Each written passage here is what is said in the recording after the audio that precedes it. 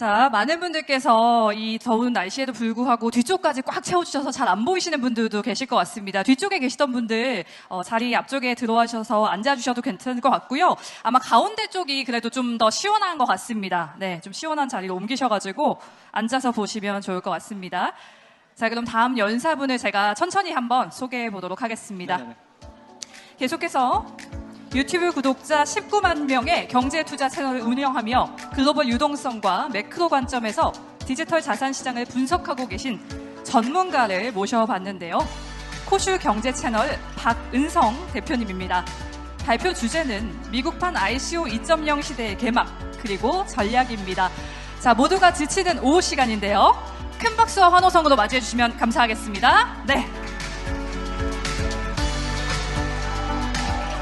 반갑습니다.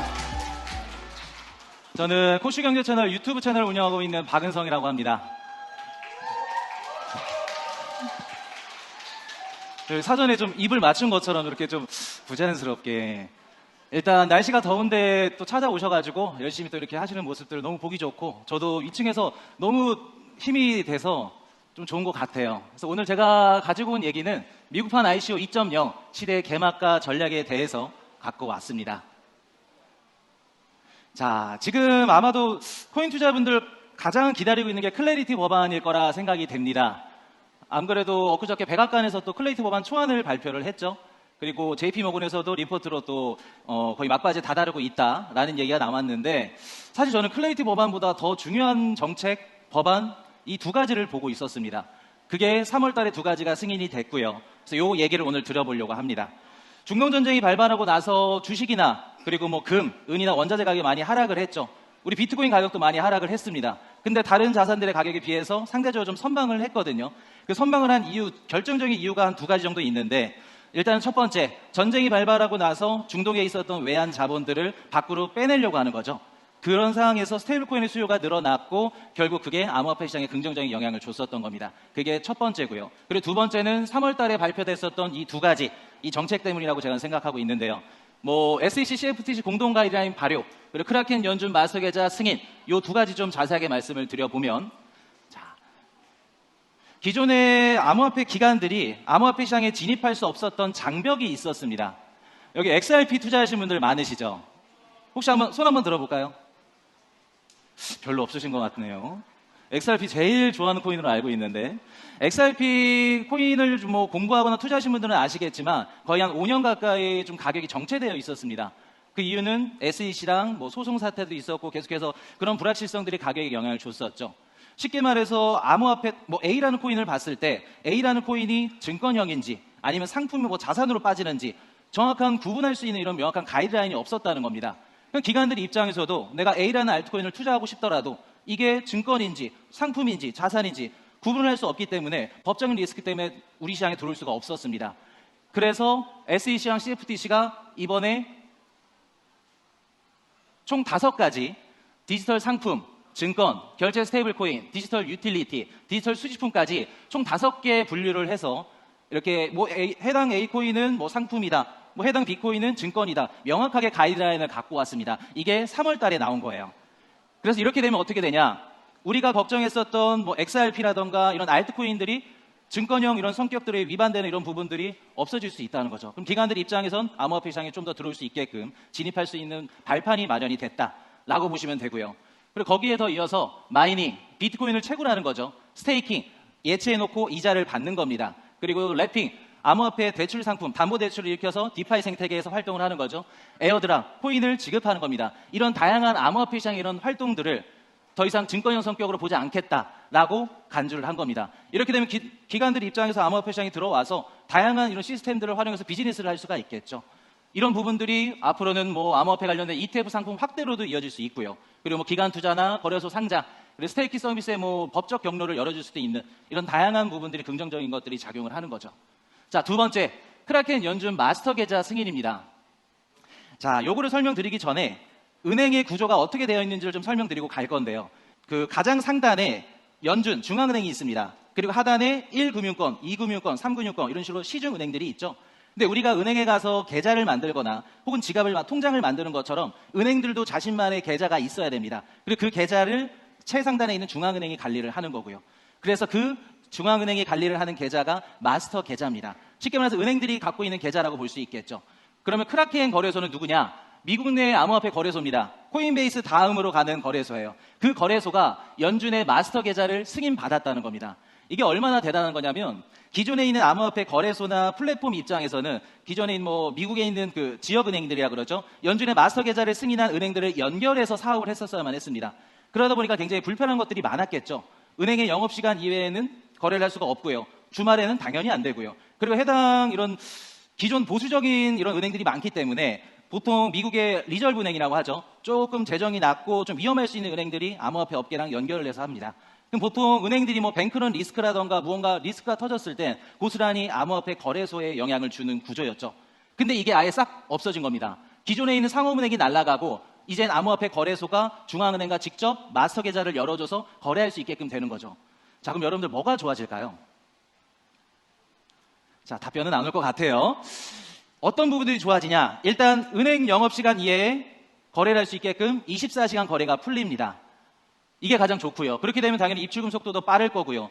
근데 지금 뭐 주말에는 당연히 아직까지는 안 되지만 은행 영업시간 이외에 24시간 동안 유동성이 돌 수 있다는 거죠. 그럼 기관들 입장에서도 달러를 조달할 수 있는 유동성 창구가 열려있기 때문에 그런 부분 때문에도 기관들이 암호화폐 시장에 들어올 수 있다는 거고요. 그리고 두 번째, 그동안 중간에서 은행들이 수수료를 많이 가져갔거든요. 예를 들어서 뭐 예치 이자라던가 아니면 뭐 매매 대금이라던가 그 수수료를 많이 가져갔었는데 그런 이자 수익을 절감할 수 있겠죠. 거래소 입장에서.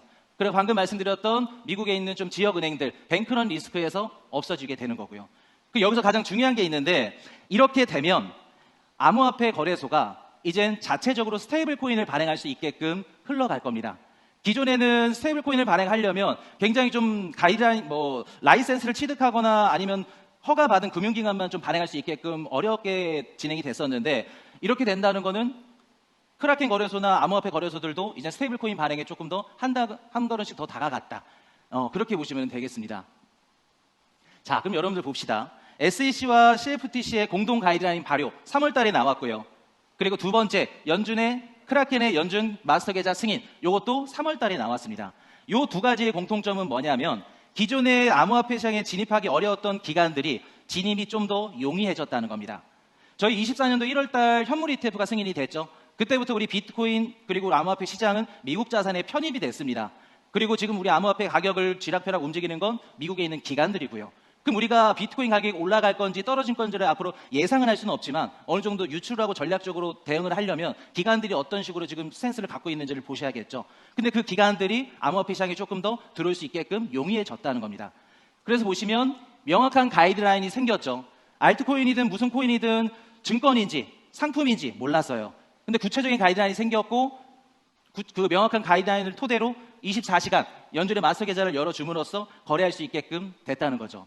그래서 3월달 이후에 지금 비트코인 가격이 나쁘지 않습니다. 회복하고 있는 추세인데 저는 이 부분이 굉장히 좀 큰 영향을 주지 않았을까라는 생각을 합니다. 그리고 여러분들 알트코인 많이들 갖고 계실 텐데 이렇게 되면 우리가 갖고 있는 알트코인들도 중장기적인 관점에서 조금 더 시장이 확장되고 좋을 가능성이 높겠죠. 자, 그럼 조금 더 나아가 볼게요. 퍼즐을 한번 맞춰봅시다. 우리가 앞전에서 두 가지를 배웠죠. 그 두 가지에 이어서 지금 뉴욕 증권거래소나 나스닥에서 365일 동안 24시간 주식을 토큰화시켜서 거래할 수 있는 플랫폼을 지금 준비 중에 있습니다. 이게 무슨 뜻이냐면 우리가 좋아하는 테슬라, 마이크로소프트 같은 이런 주식들을 토큰화를 시키는 겁니다. 자, 테슬라를 한 주 산다고 가정을 해볼게요. 내가 테슬라를 한 주를 사려면 지금 $400가 필요합니다. 원화로 한 60만 원 정도 되죠. 60만 원이라는 돈이 클 수도 있고 작을 수도 있지만 초보 투자자들한테는 진입장벽이 굉장히 높아요. 이렇게 되면 주식 투자를 하려고 하다가도 저렴한 주식을 담거나 혹은 최소 한 주부터 사야 되니까 망설여지게 되는 거죠. 근데 주식을 토큰화를 하게 되면 이제 앞으로 최소 한 주씩 살 필요가 없다는 겁니다. 0.001주 이런 식으로 쪼개서 살 수 있다는 거예요. 365일 동안 24시간 동안. 그리고 혹은 내가 스테이블 코인을 10,000원어치 갖고 있다가 가정을 해볼게요. 10,000원어치 스테이블 코인을 갖고 테슬라를 사게 되는 겁니다. 그래서 지금 미국 증시에 상장된 기업들도 이런 식으로 지금 자신의 주식들을 좀 토큰화를 해서 365일 동안 거래할 수 있게끔 만들고 있습니다. 자, 그럼 이렇게 되면 뭐가 좋냐? 앞으로 구조적으로 굉장히 많은 게 바뀔 겁니다. 첫 번째, 자, 거래량이 일단 늘겠죠. 거래량이 늘 거고, 지금 뭐 주말이나 우리 미장이 개장 시간이 있고 폐장 시간이 있죠. 국장도 마찬가지고, 우리가 거래를 할 수 있는 시간이 360일 열린다 그러면 당연히 거래량이 늘어날 거고요. 거래 시간 역시 늘어날 겁니다. 그리고 매매를 하면서 돈이 유동성이 계속해서 도는 속도가 늘어날 거기 때문에 유동성 속도도 상승을 하게 될 겁니다. 그리고 두 번째, 지금 전 세계 인구수가 한 80억 명 정도 있다고 해요. 2015년도 통계 기준에서 은행 계좌가 없는 인구수가 15억 명에서 한 20억 명 정도 한다고 합니다. 20억 명 정도 잡아볼게요. 우리 한국에서는 좀 이해할 수가 없죠. 네, 뭐 아프리카나 이런 오지에 가게 되면은 금융 시스템이 우리 한국처럼 잘 되지가 않습니다. 근데 이런 분들이 앞으로 은행 계좌가 없어도 내가 미국 주식을 투자하고 싶은데 은행 계좌가 없어. 그럼 투자를 하지 못하잖아요. 근데 그런 분들이 뭐 중국이나 아니면 자급제 핸드폰 하나 갖고 거기다 블록체인 지갑을 심어놓고 거기다 스테이블 코인을 넣어서 자연스럽게 미국 주식을 투자할 수 있게끔 되는 겁니다. 그동안 접근할 수 없었던 15억 명에서 20억 명 정도 그런 신규 투자자들이 들어올 수 있다는 거죠. 이게 어마무시한 거죠. 그래서 스마트폰만 있으면 앞으로 미국 주식이든 주식뿐만 아니라 부동산도 연결이 될 겁니다. 여러분들이 갖고 있는 뭐 땅, 빌딩, 그리고 뭐 미술품들, 아니 NFT도 마찬가지고 그런 실물 자산들을 연동을 해서 24시간 365일 동안 거래를 할 수 있게끔 그런 창구가 열린다는 거죠. 그리고 세 번째, 여러분들이 지금 은행에 돈이 필요해가지고 은행에 가서 대출을 해달라고 가정을 한번 해볼게요. 뭐 지금 당장 대출 해주나요?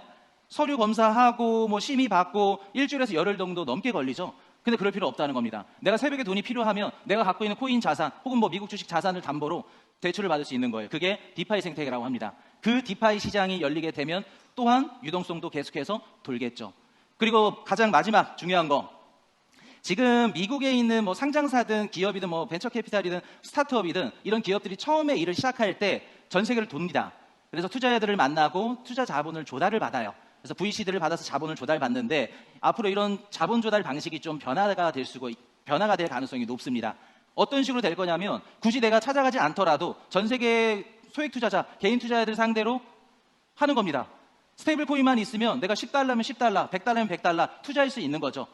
쉽게 말해서 스페이스X 6월 달에 IPO 상장 기다리고 계신 분들 많으시죠. 그런 것들도 마찬가지예요. 만약에 이런 시스템이 갖춰져 있다 그러면 VC들 뿐만 아니라 전 세계 투자자들 대상으로 개인 소액 투자자들도 들어올 수 있다는 겁니다. 앞으로 이런 부분들이 많이 바뀔 거라는 거.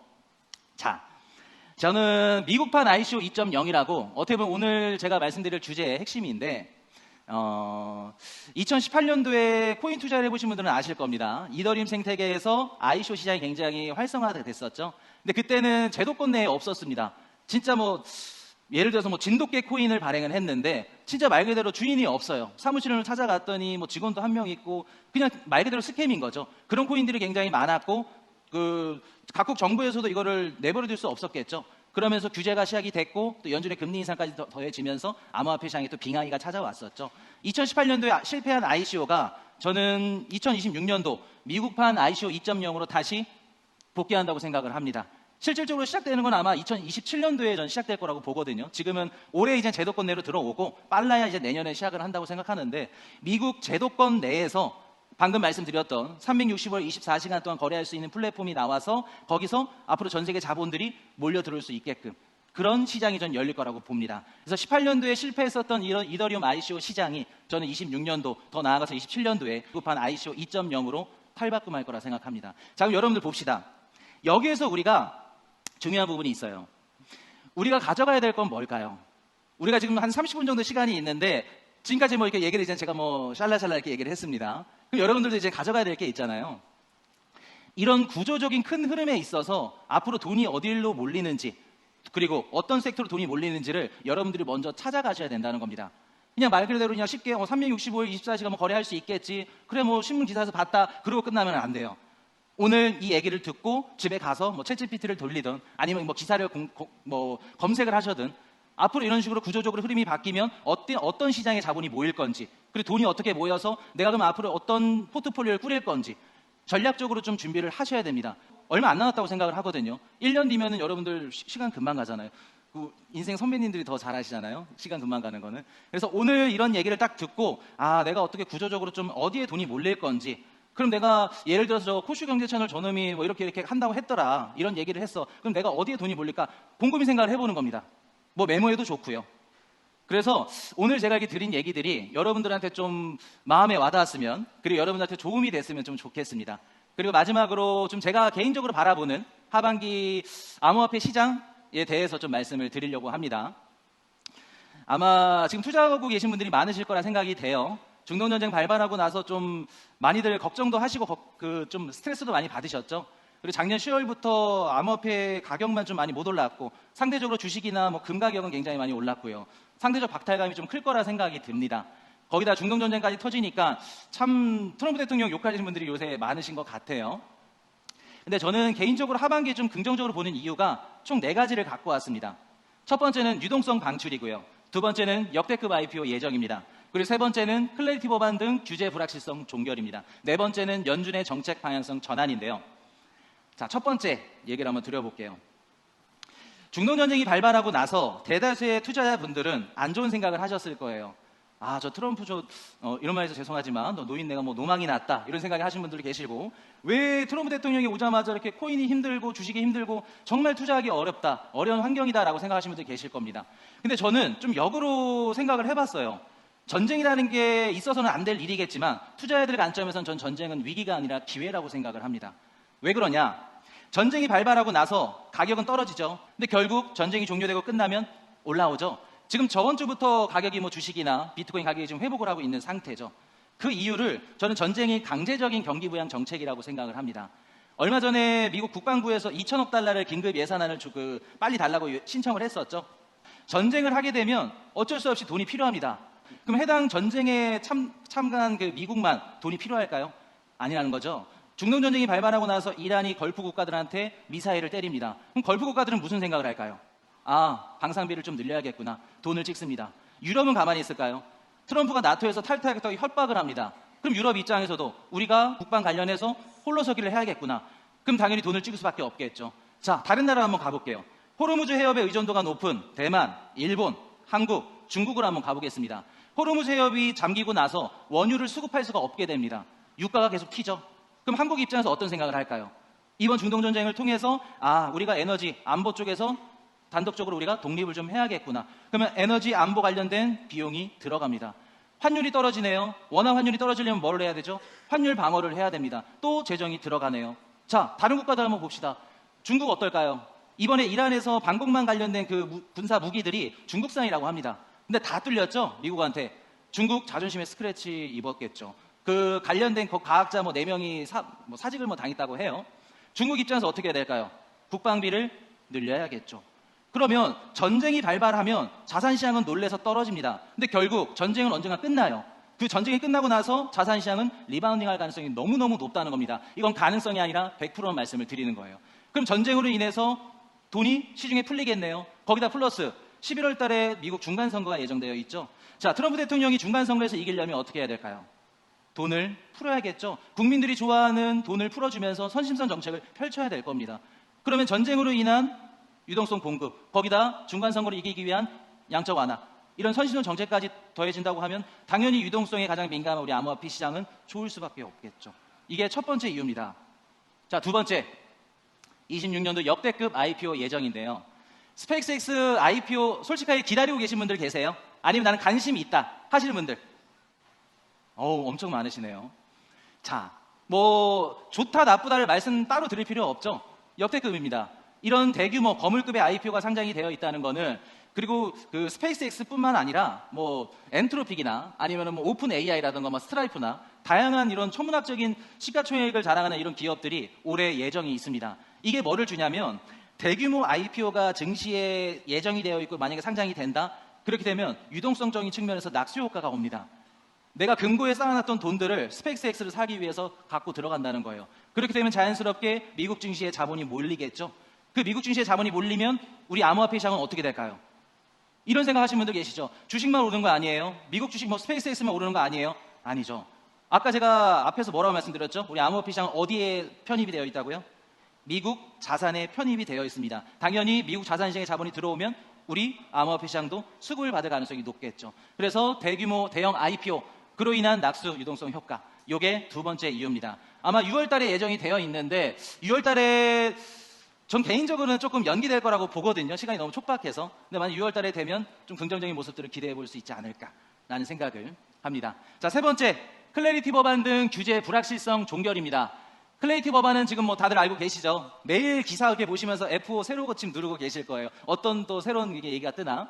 클레이티 법안은 제 개인적인 생각으로는 아마도 빠르면 한 5월 안으로 좀 되지 않을까. 개인적인 좀 바람입니다. 될 가능성이 높다고 보고, 얼마 전에 JP모건에서 그 리포트에서 이제 거의 마무리에 다가가고 있다라는 얘기를 했죠. 사실 클레이티 법안이 지연됐었던 이유 중에 한 가지가 뭐냐면 은행들과 암호화폐 업계의 밥그릇 싸움입니다.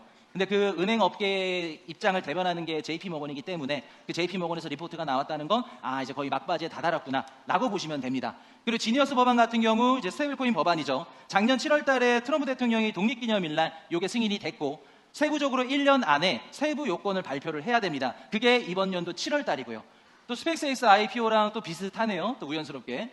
그래서 그게 7월 달 안으로 시행이 된다고 하면 올해 11월, 빠르면 11월, 아무리 늦더라도 내년 1월 달 안에 지니어스 법안이 이제 제도권 내로 들어와서 우리가 알고 있는 이런 기업들이 스테이블코인 관련 기업 그 비즈니스를 펼칠 수 있게 될 겁니다. 이 두 가지만으로도 우리 암호화폐 시장은 굉장히 좋을 가능성이 높다는 거죠. 그리고 방금 말씀드렸던 SEC, CFTC 공동 가이드라인 발표, 그리고 크라켄 마스터 계좌 승인까지 이러한 정책들 그리고 미국의 규제 완화가 기관들의 좀 뭐랄까 포모 아니면 이제 규제 완화로 인한 기대감, 심리를 자극할 가능성이 높다는 거죠.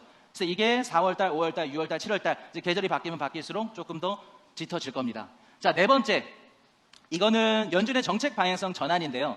이거는 아직 불확실합니다. 사실 지금 분위기만 봤을 땐 좀 좋지가 않아요.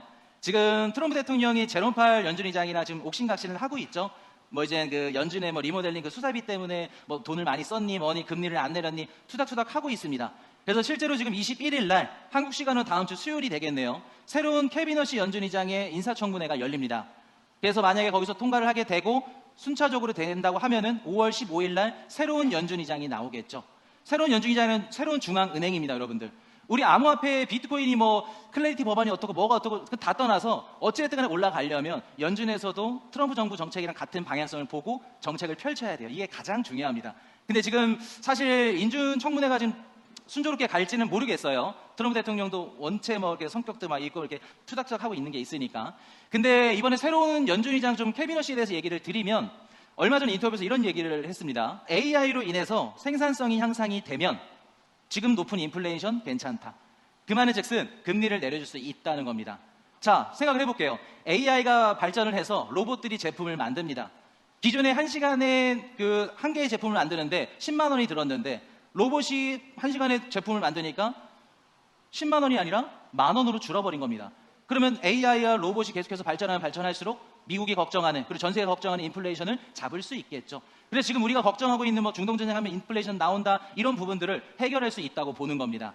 그래서 트럼프 정부 방향성과 새로운 캐비너시 연준 의장의 방향성, 정책 방향성이 같을 가능성이 높다는 겁니다.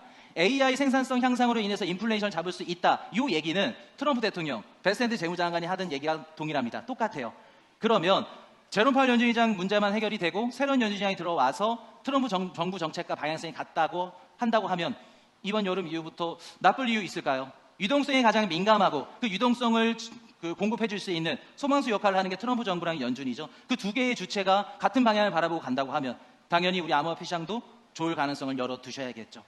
그래서 오늘 이렇게 드리는 얘기가 뭐 하반기에 올라가니까 뭐 좋으니까 여러분들 뭐 사세요, 뭐 매수하세요 그 말씀을 드리는 게 아닙니다. 어찌됐든 간에 제가 지금까지 투자를 해오면서 비관론자보다는 긍정적으로 시장을 바라보시는 분들이 수익을 내고 살아남는 분들을 많이 봤거든요. 그리고 개인적으로 코인 투자분들이 좀 상대적 박탈감이 클 거라고 생각이 들어요. 작년 10월부터 주식이나 금 가격이 계속해서 올라가는데 우리만 못 올라갔죠.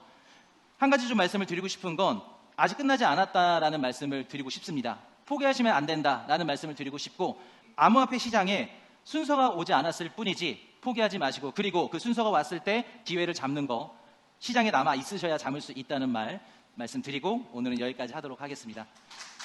지금까지 포슈경제 채널이었습니다. 감사합니다.